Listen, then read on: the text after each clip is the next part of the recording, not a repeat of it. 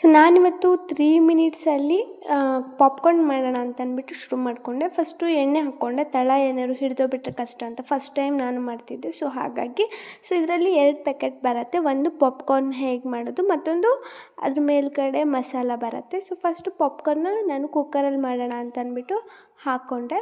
ನೋಡಿ ಹೇಗೆ ಹಾಕ್ಕೊತಿದ್ದೀನಿ ಅಂತ. ಅದನ್ನು ಮುಚ್ಚಿಬಿಟ್ಟು ಗ್ಯಾಸ್ ಸ್ಟವಲ್ಲಿ ಗ್ಯಾಸ್ ಆನ್ ಮಾಡಿಬಿಟ್ಟು ಇಟ್ಟಿದ್ದೀನಿ. ಸೊ ಕುದೀತಾ ಇದೆ, ನೋಡೋಣ ಬನ್ನಿ. ನೋಡಿ ಒಂದೊಂದಾಗಿ ಉಪ್ಕೊತ ಬರ್ತಿದೆ ನೋಡಿ ಪಾಪ್ಕಾರ್ನ್.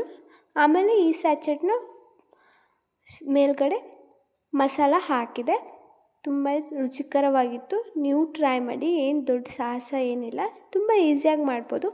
1 2 3 ಮಿನಿಟ್ಸಲ್ಲಿ ಸವಿಯಲು ಸಿದ್ಧ. ಆರಾಮಾಗಿ ನೀವು ಟೀ ಕಾಫಿ ಜೊತೆ ಎಂಜಾಯ್ ಮಾಡಿ. ಹಾಗೆ ನೋಡ್ತಾಯಿರಿ, ಶೇರ್ ಸಬ್ಸ್ಕ್ರೈಬ್ ಮಾಡ್ತಾಯಿರಿ. ಬಾಯ್, ಮತ್ತೆ ಭೇಟಿಯಾಗೋಣ. ಅಲ್ಲಿವರೆಗೂ ನೆಕ್ಸ್ಟ್ ಕಂಟೆಂಟಿಗೋಸ್ಕರ ವೆಯ್ಟ್ ಮಾಡ್ತೀರಿ.